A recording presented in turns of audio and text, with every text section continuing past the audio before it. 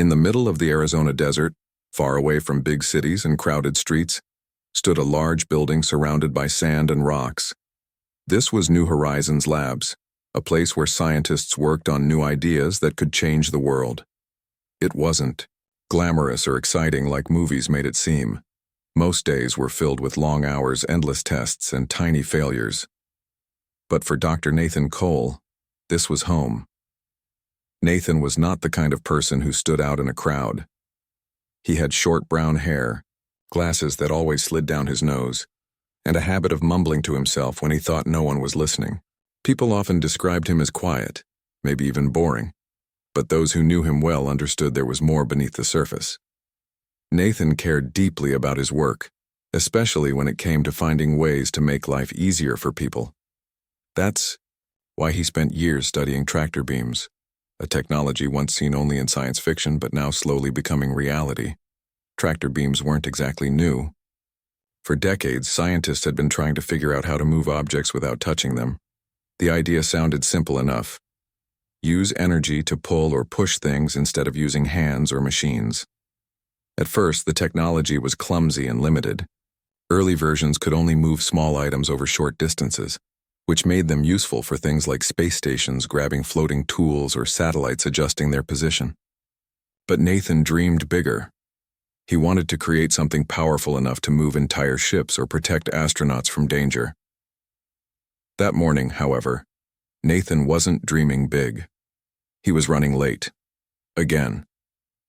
His alarm clock had failed him, and, after rushing through breakfast, he realized he'd forgotten his notes at home. By the time he pulled into the lab parking lot, sweat trickling down his forehead, he already felt defeated. Today was supposed to be important. It was the weekly progress meeting where everyone shared updates on their projects. Nathan hated these meetings. They always felt like performances, and he wasn't much of a performer. Inside the lab, Rachel Monroe was waiting for him. Unlike Nathan, Rachel thrived in situations like this. She was confident, sharp, and always ready with an answer. Her blonde hair was tied back neatly, and her clipboard looked perfectly organized. To some, she might have seemed cold or overly serious, but Nathan knew better. Rachel was passionate about her work, sometimes to a fault. She didn't just want to improve existing technology. She wanted to reinvent it entirely. Finally, Rachel said when Nathan walked into the conference room, "I was starting to think you'd gotten lost." "Sorry," Nathan muttered, taking his seat. "Long night. Well, I hope you're awake now because we've got something interesting to show you." Rachel smiled, though there was a glint in her eye that made Nathan nervous. Interesting usually meant trouble. The rest of the team filed in, including Lucas Grayson, a younger engineer with a knack for coding, and Emily Dawson, who had recently joined the group. Once everyone was settled, Rachel launched into her presentation. She explained how she'd been tweaking the parameters of the tractor beam system, pushing its limits beyond what anyone thought possible. According to her calculations, the beam could do more than just nudge objects around. It could hold them firmly in place, drag them against their will, or even stop them completely. Nathan listened carefully, trying to hide his skepticism.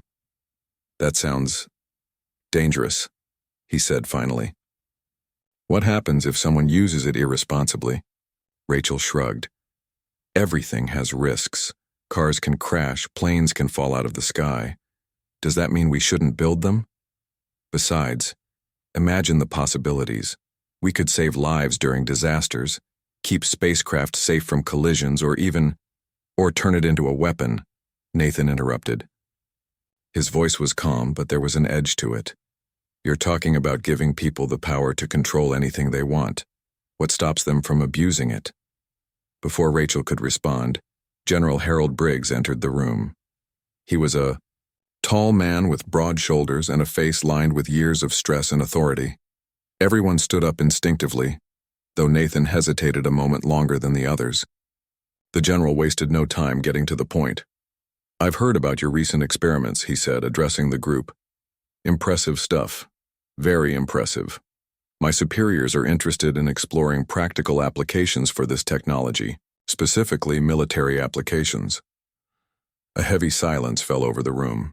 Nathan glanced at Rachel, whose expression remained unreadable.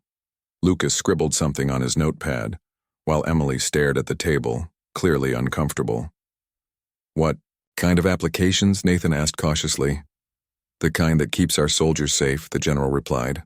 "Imagine being able to disable enemy vehicles before they reach our troops, or stopping missiles mid-air before they hit their targets. With this technology, we could revolutionize warfare." Nathan felt his stomach twist. Revolutionizing warfare wasn't something he'd ever imagined doing. His goal had always been to help, not harm. But before he could protest, Rachel spoke up. "We're still in the early stages," she admitted. "But yes, the potential is there. If we refine the system further, it could do everything you're describing, and more." The general nodded, approvingly. "Good. I'll expect regular updates. Don't disappoint me." After the meeting ended, Nathan stayed behind, staring at the whiteboard covered in equations and diagrams. Rachel approached him, her usual confidence replaced by something softer. "You don't have to agree with me," she said quietly. "But think about it, Nathan. This could be our chance to make a real difference. Not just for us, but for everyone." Nathan sighed. "I just don't want to wake up one day and realize we've created something we can't control." Rachel placed a hand on his shoulder. "Then let's make sure we do it right." Despite her reassurance, Nathan couldn't shake the feeling that they were stepping onto shaky ground. Over the next few weeks, the team dove headfirst into developing the tractor beam's new capabilities.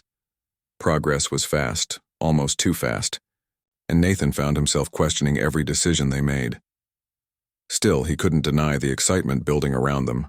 Even Emily, who had initially seemed hesitant, began contributing ideas that pushed the project forward. One afternoon, as they tested the beam on a small drone hovering above the lab floor, something unexpected happened. Instead of simply nudging the drone aside, the beam locked onto it with incredible force, yanking it out of the air as if it were weightless.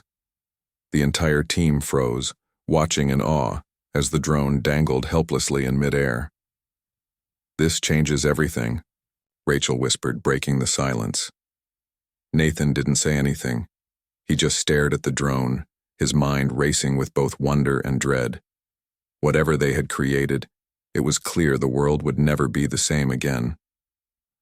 The discovery of the tractor beam's newfound power sent shockwaves through the team at New Horizons Labs. Everyone was buzzing with excitement, except for Nathan Cole. While his colleagues celebrated the breakthrough, he couldn't shake the feeling that they were playing with fire. The image of the drone hanging helplessly in midair haunted him. It wasn't just a scientific achievement. It was a glimpse into something far more dangerous. Rachel Monroe, on the other hand, was thrilled. She saw endless opportunities in what they had created. To her, the tractor beam wasn't just a tool.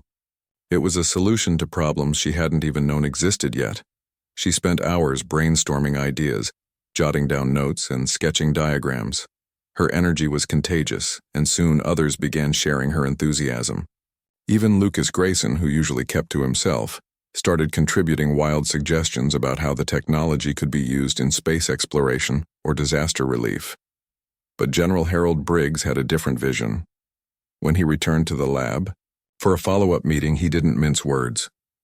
"This isn't just a toy," he said bluntly. "It's a weapon, and we need to treat it like one." Nathan felt his stomach tighten. He had hoped the general would see the potential for peaceful applications, but it was clear Briggs only cared about military uses. The man leaned forward, resting his elbows on the conference table as he addressed the group. "Think about it. With this beam, we can disable enemy tanks before they reach our troops. We can stop missiles in their tracks. Hell, we could even grab enemy leaders right out of their bunkers if we wanted to." The room fell silent.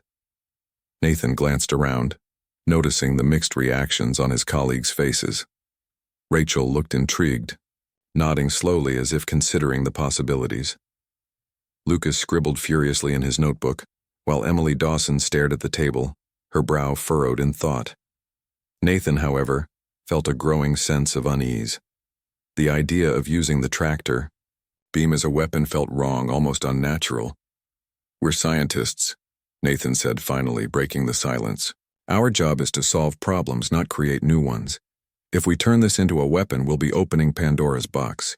Who knows where it will end? Briggs raised an eyebrow. That's not your call to make, Doctor. This technology has enormous potential, and it's my responsibility to ensure it's used to protect our country. You're either with us or you're in the way. The words hung heavy in the air. Nathan opened his mouth to argue, but stopped himself. There was no point. The decision had already been made. The military wanted the tractor beam, and nothing he said would change that. Instead, he turned to Rachel, hoping she might share his concerns. But when their eyes met, he saw only determination in hers. It doesn't have to be bad, Rachel said softly after the meeting ended. She approached Nathan in the hallway, her voice low so no one else could hear. We can guide this. Make sure it's used responsibly. Responsibly? Nathan echoed, his tone sharp. You heard the general. He wants to use it as a weapon. How do you think that's going to play out? People are going to get hurt, Rachel, maybe even killed. I know, she admitted. But we can't stop progress. If we don't develop this, someone else will. At least if we're in charge, we can try to control it. Nathan shook his head. He admired Rachel's optimism, but he didn't share it. In his experience, once something fell into the wrong hands, there was no turning back. Still, he knew arguing wouldn't help. For now, all he could do was stay involved and hope he could steer the project in a better direction. Over the next few weeks, the team worked tirelessly to refine the tractor beam's capabilities. They tested it on everything from small drones to full-sized vehicles, each experiment pushing the limits of what the device could do. The results were impressive and terrifying. During one test, the beam managed to pull a truck off the road and hold it suspended in midair. Another time, it stopped a speeding motorcycle dead in its tracks, sending the rider tumbling to the ground.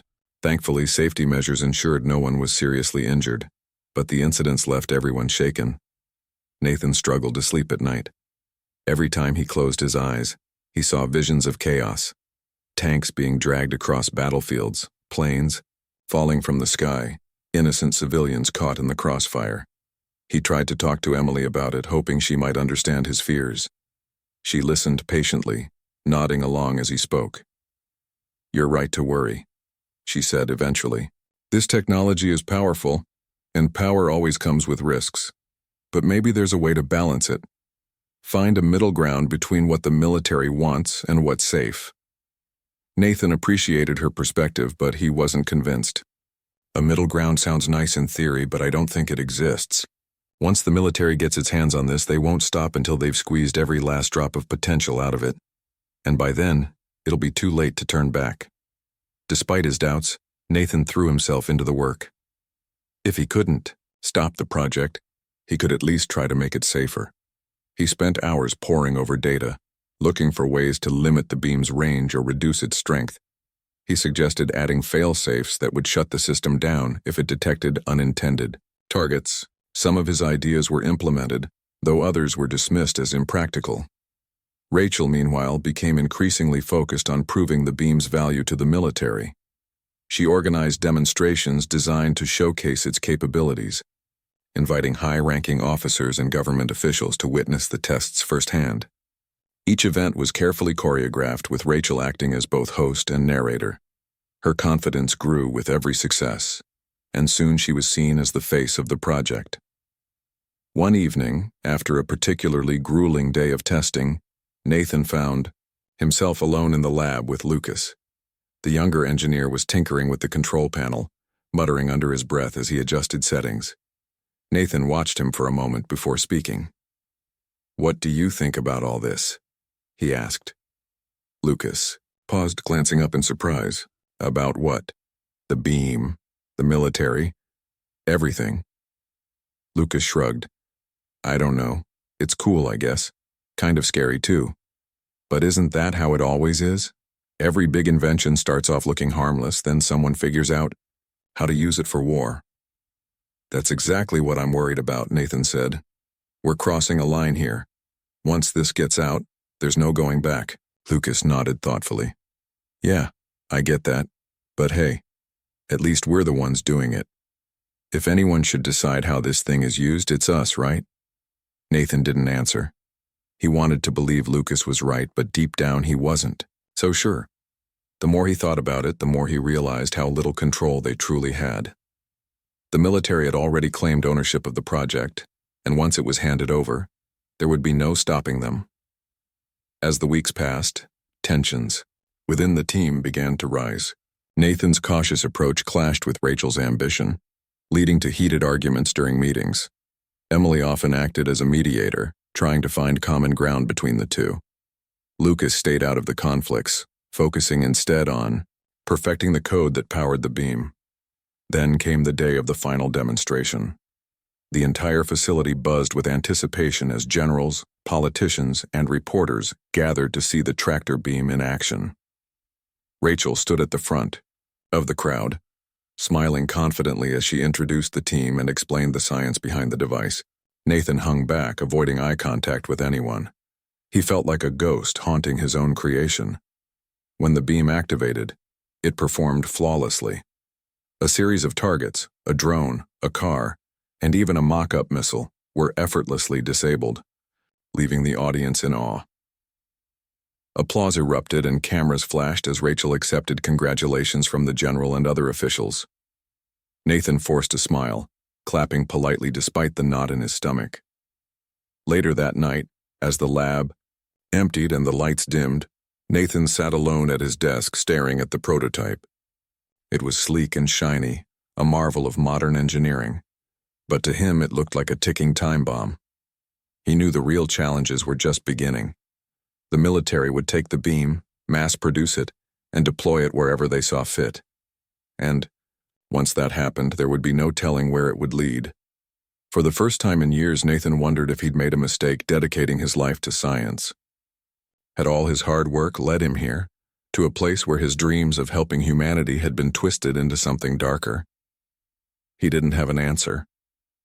All he knew was that the future now felt uncertain, fragile, and dangerously close to spinning out of control. The first field test of the tractor beam took place at Fort McKinley, a military base located in the middle of nowhere. The area was dry and dusty, with nothing but rocks and scrubby bushes stretching as far as the eye could see. It wasn't the kind of place where people went to relax or enjoy nature. It was a place for work, for testing dangerous ideas without worrying about who might get hurt. For Nathan Cole, it felt wrong. Everything about the location reminded him of how far they had strayed from their original goals. The team arrived early in the morning, before the sun had fully risen. Trucks carrying equipment rumbled across the dirt roads, kicking up clouds of dust that lingered in the air. Soldiers moved around briskly, setting up targets and preparing cameras to record every moment.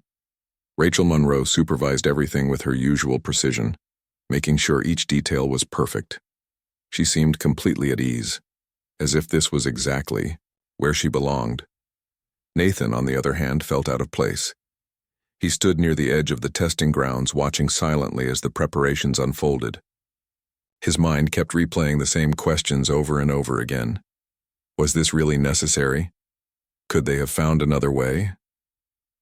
He glanced at Emily Dawson, who was helping Lucas Grayson check the controls of the tractor beam. She caught his gaze and gave him a small, reassuring smile, but even that didn't make him feel better. When General Harold Briggs arrived, the atmosphere shifted. Everyone straightened up, standing a little taller as he walked past. The general didn't waste time with pleasantries. He gathered the team together and laid out the plan for the day. "We're going to show what this thing can do," he said firmly. "Start with the basics. Disable vehicles, stop projectiles, create barriers. Then we'll move on to more advanced scenarios. Understood?" "Yes, sir," Rachel replied. Immediately. The others nodded, though Nathan hesitated a moment longer than the rest. As the tests began, the tractor beam proved its worth almost instantly. The first target was a remote-controlled tank rolling steadily across the desert floor. When the beam activated, the tank jerked violently, lifting off the ground as if an invisible giant had grabbed it. Soldiers cheered, and the general nodded approvingly. Next, they tested the beam against a drone flying overhead. With a single pulse of energy, the drone froze mid-air, its rotors spinning uselessly before it dropped to the ground. Rachel couldn't hide her excitement. She turned to the general and said, "This is just the beginning. Imagine what we could do with more power." But Nathan barely heard her. His attention was focused on the beam itself. Something about the way it worked unsettled him. It wasn't just the raw strength or precision, it was the control. Whoever operated the beam held complete dominance over whatever it touched. There was no escape, no defense. And while the demonstrations were impressive, they also felt cruel. The final test of the day involved creating a force field. By overlapping multiple beams, the team managed to form a protective barrier that deflected incoming projectiles.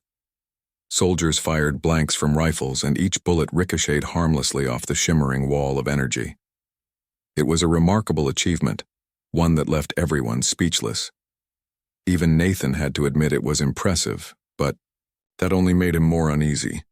"That's it," Rachel announced after the last shot echoed through the air. "We've done it. This changes everything." General Briggs clapped his hands together, grinning widely.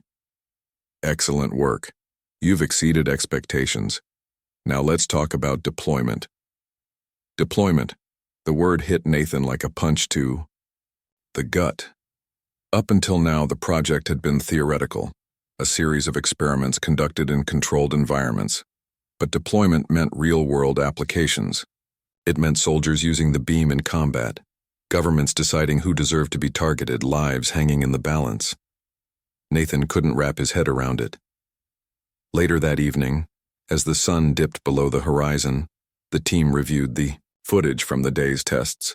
Rachel played back the highlights, pausing occasionally to explain the significance of each moment. "Look at this," she said, pointing to the screen. "The beam didn't just stop the tank, it immobilized it instantly. No resistance, no delay. Perfect efficiency." "It's not perfect," Nathan muttered under his breath. "What was that?"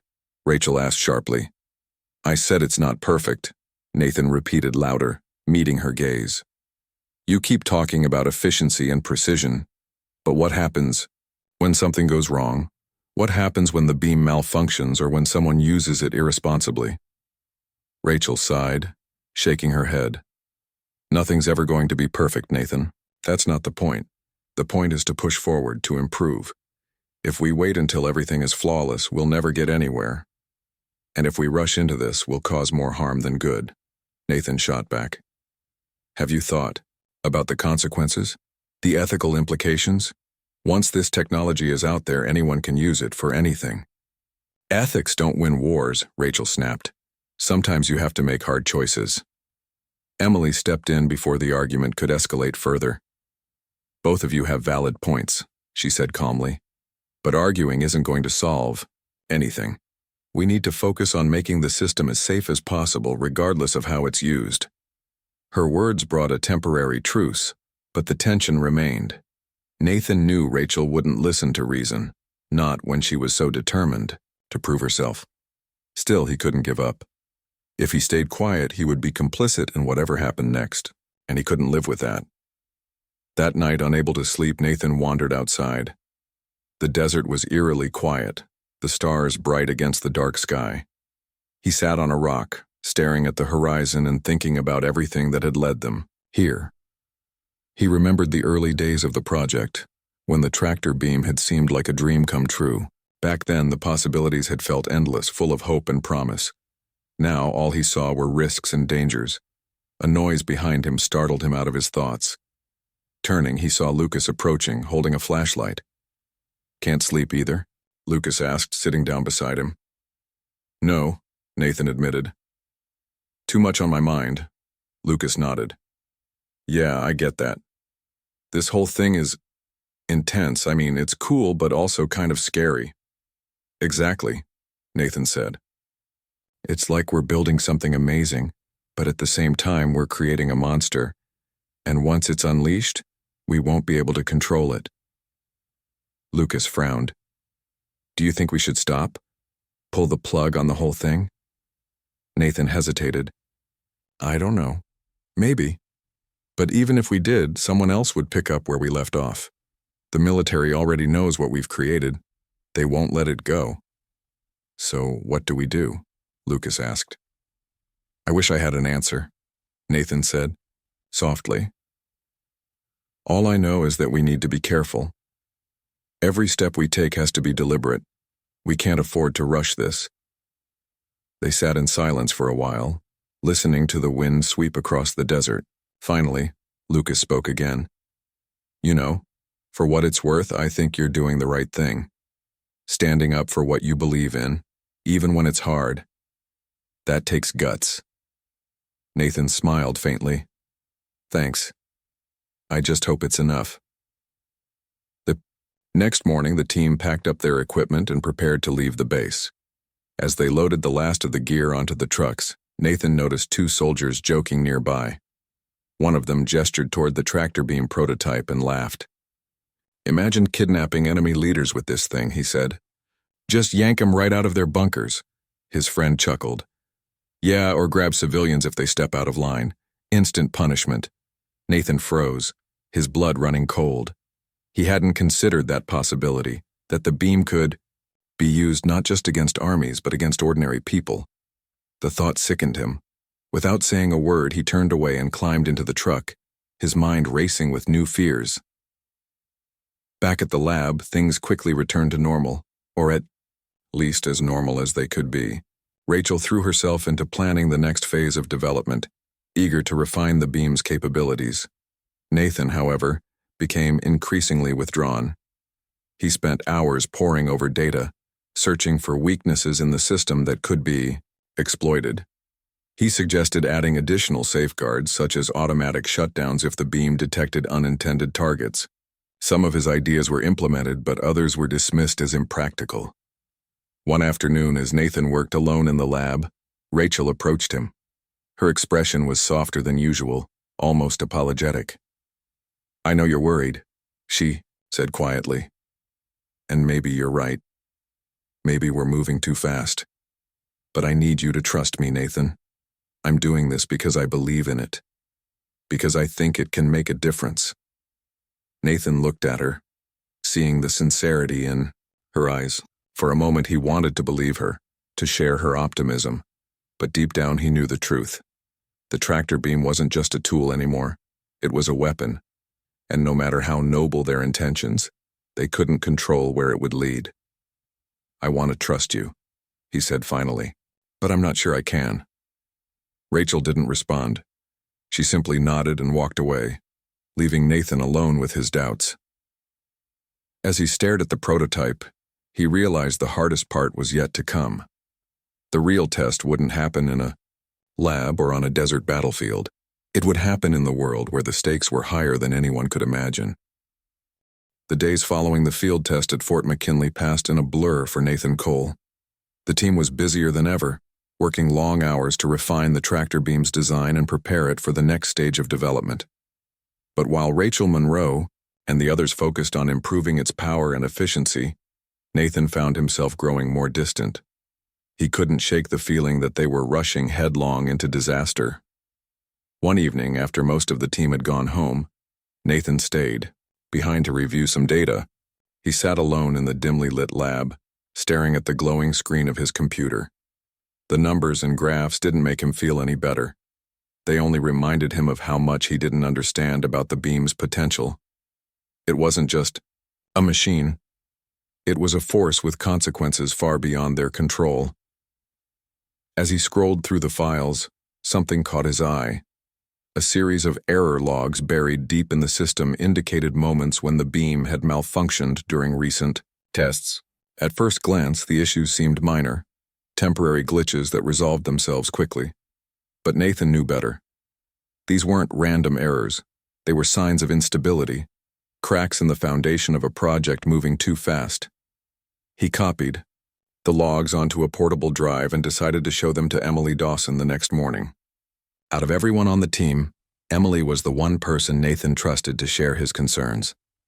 She had a calm, thoughtful approach to problems, and she wasn't afraid to ask tough questions. When he explained what he'd found, her reaction confirmed his fears. This doesn't look good, Emily said, frowning as she studied the data. If these glitches happen under certain conditions, we need to figure out why before things get worse. I know, Nathan replied. But if I bring this up now, Rachel will dismiss it as unimportant. And the general? He won't care unless something blows up in his face. Emily nodded slowly. Then maybe we need to dig deeper. Find out exactly what's causing these issues before anyone else notices. Over the next few days, Nathan and Emily worked together in secret, analyzing the error logs and running simulations to recreate the conditions that caused the malfunctions. What they discovered shocked them. The beam's software had been modified, without proper testing, introducing vulnerabilities that could lead to catastrophic failures. Worse still, the changes had been made by Rachel herself, who had prioritized speed over safety. Nathan confronted Rachel late one night, catching her in the lab as she reviewed schematics for the next prototype. You knew about this, he accused, slamming the report onto the table in front of her. You ignored safety protocols to make the beam stronger, faster. Did you even stop to think about what might happen if it breaks down in the field? Rachel looked up, startled but unapologetic. Of course I thought about it, she snapped. But you don't get breakthroughs by playing it safe, Nathan. Every great invention comes with risks. If we wait until everything is perfect, we'll never finish. That's not an excuse, Nathan shot back. You're gambling with people's lives. What happens when the beam fails during a mission? Or worse, when someone uses it for something we never intended?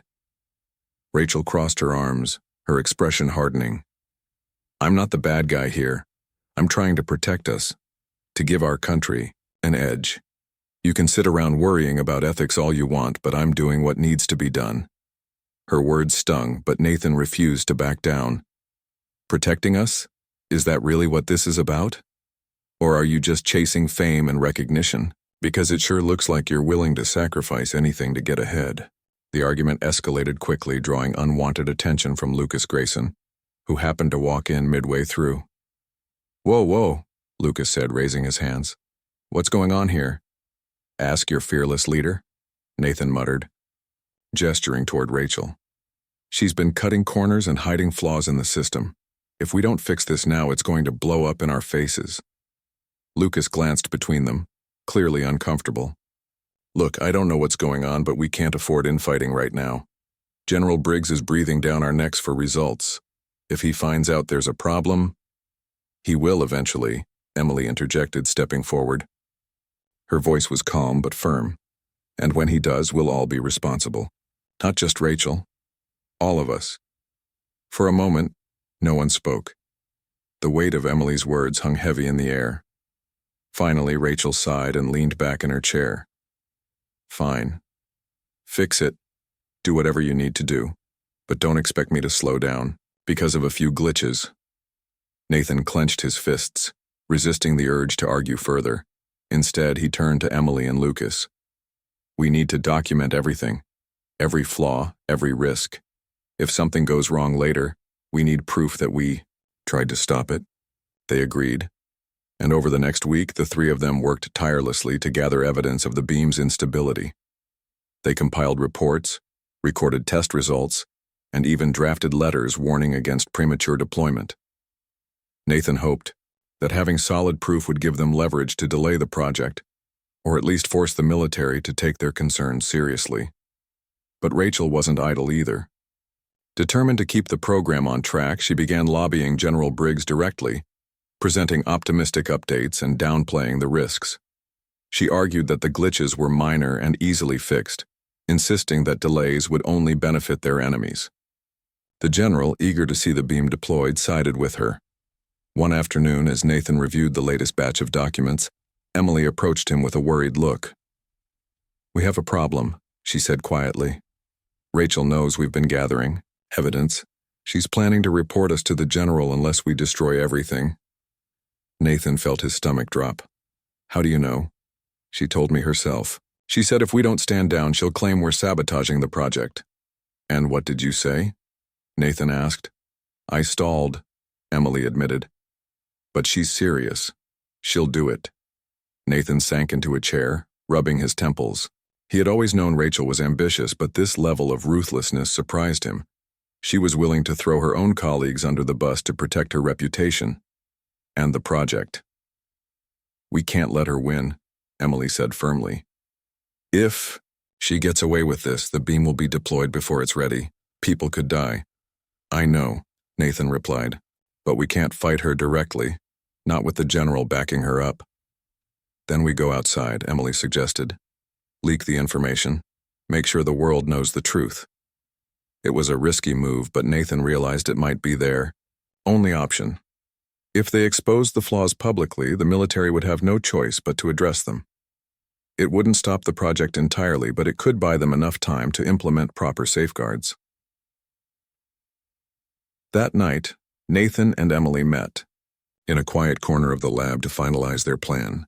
Using encrypted files and anonymous accounts, they uploaded the evidence to a secure server and sent it to a trusted journalist known for investigating government scandals. They included detailed explanations of the risks involved, along with copies of the error logs and internal communications. As they finished, Nathan felt a mix of relief and dread. On one hand, they had done everything they could to prevent disaster. On the other, they were about to ignite a firestorm that would change their lives forever. The fallout came sooner than expected. Within hours of the leak, news outlets began reporting on the hidden dangers of the militarized tractor beam. Headlines screamed about reckless scientists and unchecked experiments, sparking outrage among the public. Lawmakers demanded answers, and Congress launched an investigation into New Horizons labs. General Briggs was furious. He stormed into the lab the next morning, his face red with anger. "What the hell is going on here?" he barked, glaring at the team. "Did any of you have something to do with this?" Rachel immediately pointed the finger at Nathan and Emily. "It was them," she said coldly. "They've been undermining the project from the start." Nathan stepped forward, meeting the general's gaze. "We did what we had to do," he said evenly. "This technology isn't ready. Deploying it now would put lives at risk, including ours." Briggs stared at him for a long moment before turning to Rachel. "Is this true? Are there real problems with the system?" Rachel hesitated, clearly torn between lying and admitting the truth. Finally, she nodded reluctantly. "There are challenges, but they're manageable." "Manageable," the general echoed, his tone sharp. "Not according to the reports I've seen. Stand down, all of you. Until this mess is sorted out, the project is suspended." As the general stormed out, Rachel rounded on Nathan and Emily, her eyes blazing with fury. "You've ruined everything," she spat. "Do you realize what you've done?" "No," Nathan replied. "We've saved lives, that's what matters." Rachel didn't respond. She simply turned and walked away, leaving the rest of the team in stunned silence. In the days that followed, the lab became a ghost town. Equipment was locked away, and security tightened as investigators combed through records and interviewed staff. Nathan and Emily braced themselves for the consequences, knowing their careers might never recover. But despite the uncertainty, Nathan felt a strange sense of peace. For the first time in months, he believed they had done the right thing, even if it meant paying a steep price. The fallout from the leak hit New Horizons labs like a storm. The once bustling facility turned eerily quiet, with most of the team either avoiding each other or working in tense silence. Investigators arrived daily, carrying stacks of papers and laptops, asking endless questions that left everyone on edge. Nathan Cole and Emily Dawson became the center of attention, not in a good way. Every glance, every whisper seemed to point toward them as the ones who had betrayed the project. Nathan tried to stay focused, but it was hard. He spent hours staring at his desk, replaying the events over and over in his mind. Had they done the right thing? Or had they made things worse by exposing the flaws so publicly? The media frenzy didn't help. News outlets painted the team, and especially Rachel Monroe, as reckless scientists playing God. Some reports even suggested the military had pressured them into cutting corners. While Nathan knew there was truth to that, he also knew it wasn't the whole story. Emily, on the other hand, seemed to handle the pressure better. She kept her head down, answering investigators' questions calmly and sticking to the facts. When she noticed Nathan struggling, she pulled him aside one afternoon. "You're doing the right thing," she said firmly. "Even if it feels bad now, this is about protecting people. That's what matters." "I know," Nathan replied, though his voice lacked conviction. "But I can't stop thinking about what happens next. What if they shut us down completely? Or worse, what if someone else picks up where we left off?" Emily sighed, leaning against the wall. "We can't control everything. All we can do is make sure we've done our part. If someone else takes over, at least they'll have to deal with the scrutiny now. Maybe that'll force them to be careful." It was small comfort, but Nathan appreciated her optimism. Still, the tension in the lab only grew thicker as days passed. Rachel Monroe avoided Nathan and Emily entirely, retreating into her own world of anger and frustration. Her confidence had taken a hit, and for the first time she looked uncertain. Lucas Grayson tried to stay neutral, keeping his distance from both sides while quietly helping the investigators whenever they needed technical details. One morning, General Harold Briggs returned to the lab, his expression unreadable. He called the team into the conference room where he stood at the front, arms crossed. "Here's the situation," he began, his voice low but commanding. "The higher-ups are furious. This leak has caused a major headache and they're demanding answers. As far as they're concerned, the project is on hold indefinitely." A wave of disappointment swept through the room. For many, this project had been their life's work. To see it grind to a halt felt like failure. But before anyone could speak, Briggs continued. "That said, they haven't given up entirely. There's still interest in the tractor beam, but only if we can prove it's safe, which means you all need to get your act together, fix the problems, address the risks, and show me something worth saving. Otherwise, this whole thing gets scrapped." Rachel perked up at those words, her eyes narrowing slightly. "So we're not done yet?" she asked cautiously. "No," Briggs replied. "But don't think for a second this is forgiveness. You're walking a tightrope here. One wrong step and it's over." As the meeting ended, Rachel immediately sprang into action. She gathered Lucas and a few others, assigning tasks and setting deadlines. It was clear she saw this as her chance to redeem herself, and maybe even regain some control over the project. Nathan watched her from across the room, feeling a mix of admiration and unease. Rachel's determination was impressive, but it also worried him. Would she push too hard again, ignoring safety in favor of speed? Later that day, Nathan found himself alone with Emily in the lab. They were going over the latest test results, looking for ways to stabilize the beam's software.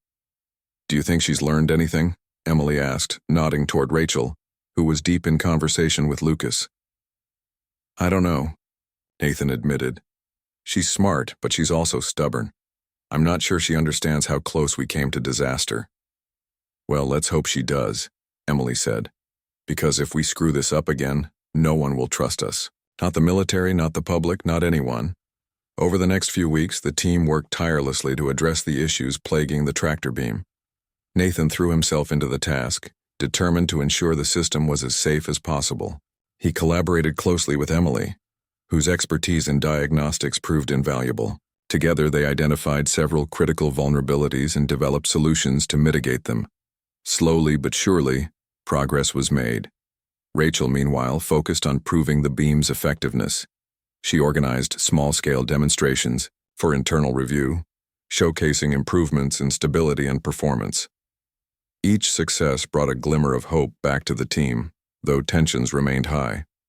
Nathan couldn't shake the feeling that Rachel was rushing again, skipping steps, to achieve quick wins. But without concrete evidence, he hesitated to confront her.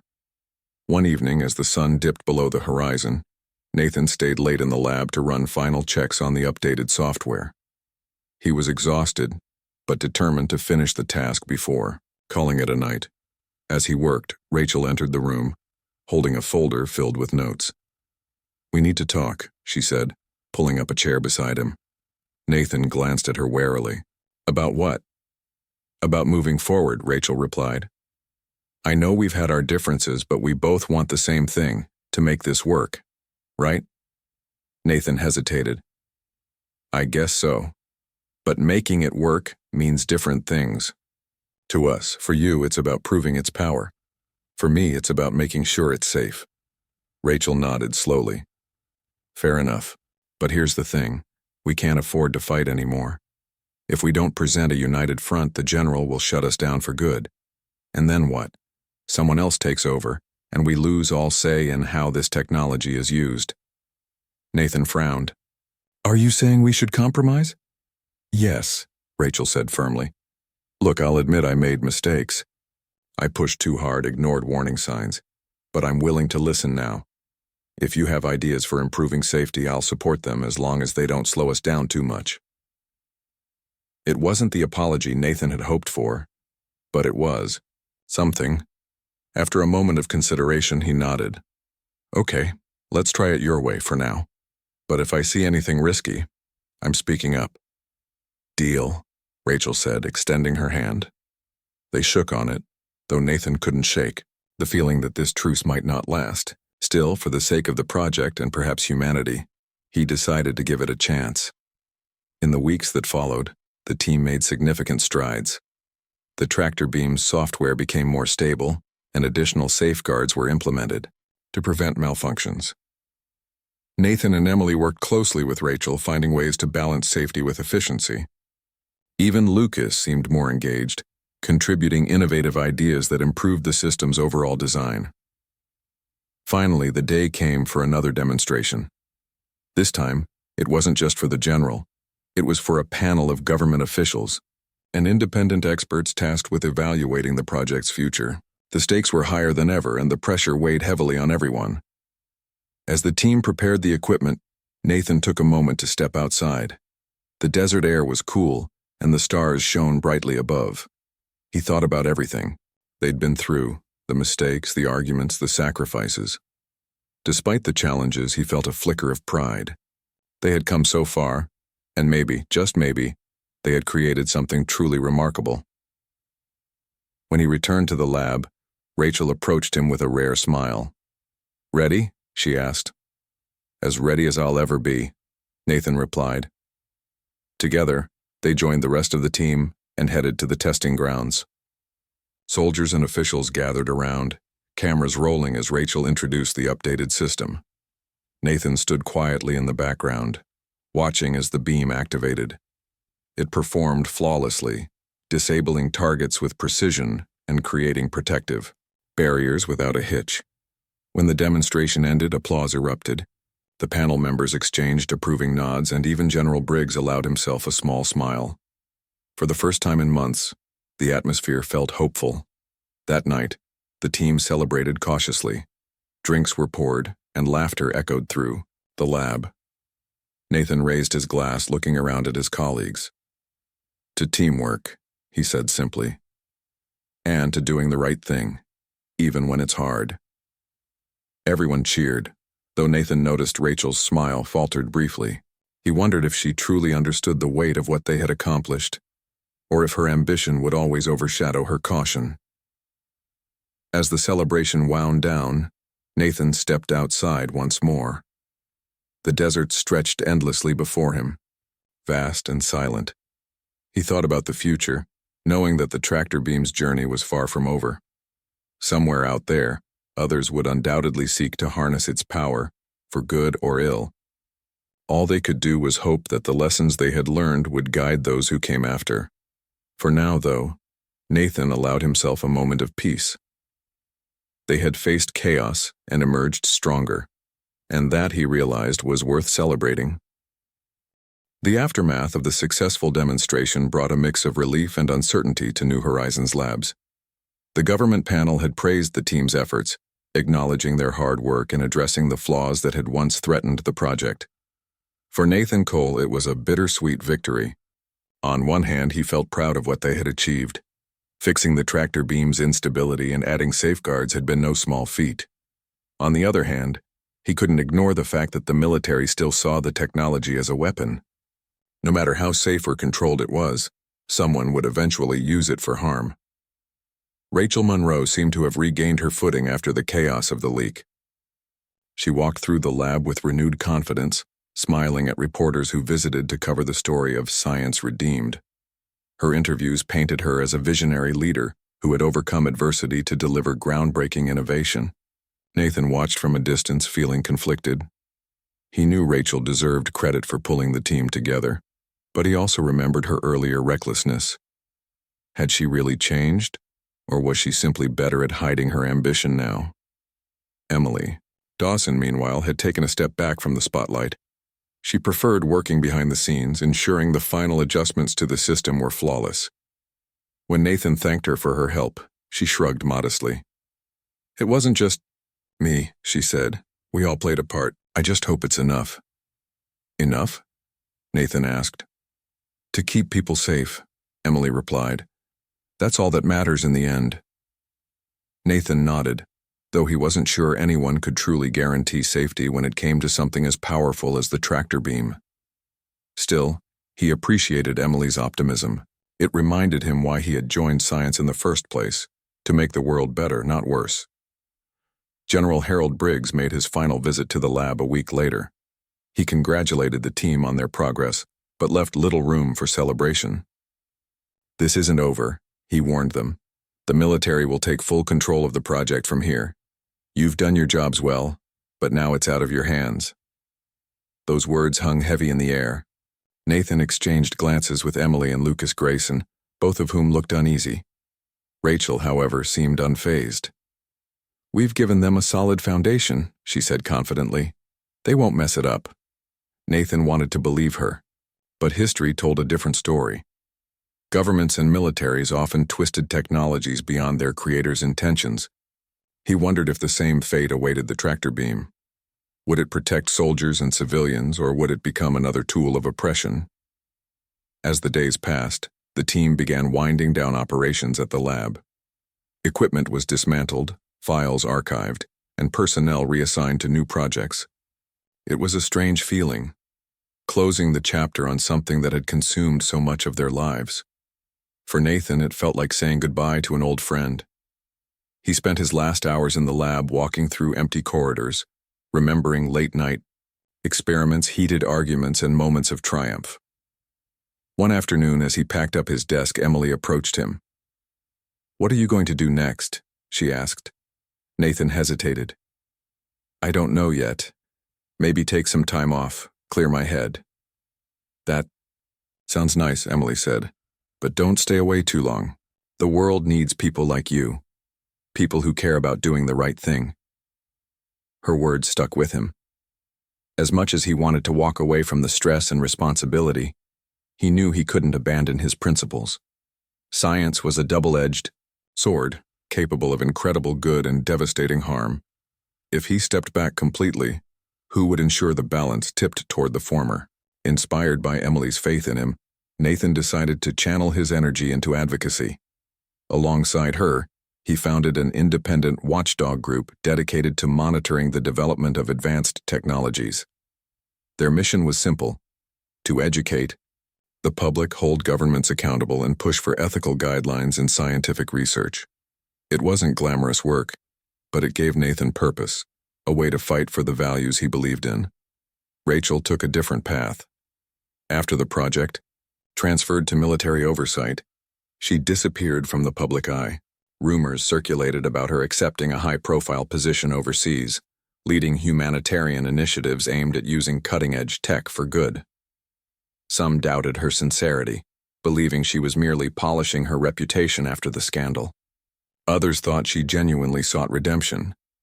Nathan chose to believe the latter, though he remained cautious. People rarely changed overnight, and Rachel's ambition ran deep. Lucas Grayson stayed in touch occasionally, sending emails about his new ventures in robotics. He joked that he'd learned more about teamwork and human nature at New Horizons Labs than he ever had in school. Nathan chuckled reading his messages, grateful for the camaraderie they had shared during such a turbulent time. Months later, Nathan received an invitation to speak at a conference about the future of technology. Standing on stage before a crowd of eager faces, he reflected on everything he had experienced. "Innovation is a gift," he began, his voice steady, "but it's also a responsibility. Every discovery we make has the potential to shape the world, for better or worse." It's up to us to decide which path we follow. He spoke candidly about the challenges they had faced with the tractor beam, emphasizing the importance of caution, collaboration, and accountability. The audience listened intently, nodding along as he described the delicate balance between progress and ethics. By the time he finished, the room erupted in applause. Afterward, several attendees approached him with questions and praise. One young woman stood out, a college student studying engineering. "Your story makes me want to be careful," she said earnestly, "not just about what I create, but how I create it." Nathan smiled, touched by her sincerity. "That's exactly the mindset we need more of," he replied. "Never stop asking questions. Never stop caring." As the conference ended, Nathan returned home with a renewed sense of hope. The road ahead wouldn't be easy. Powerful forces would always seek to exploit new technologies, but he believed change was possible. Together, people could build a future where science served humanity rather than endangering it. Back at his apartment, Nathan sat by the window, gazing at the stars. He thought about the tractor beam and all it represented, the brilliance of human ingenuity and the weight of its consequences. Somewhere out there, others were dreaming up ideas that could reshape the world. And while he couldn't predict what those ideas might be, he vowed to remain vigilant. Progress was inevitable, but it didn't have to come at any cost. For the first time in a long while, Nathan felt at peace. He had fought for what he believed in, even when it was difficult. And though the battle wasn't over, he knew he wasn't alone. There were others like him, scientists, engineers, thinkers, all striving to ensure that humanity's greatest achievements brought light instead of darkness. With a quiet smile, Nathan closed his eyes, letting the calm of the night wash over him. Whatever tomorrow held, he was ready to face it one step at a time.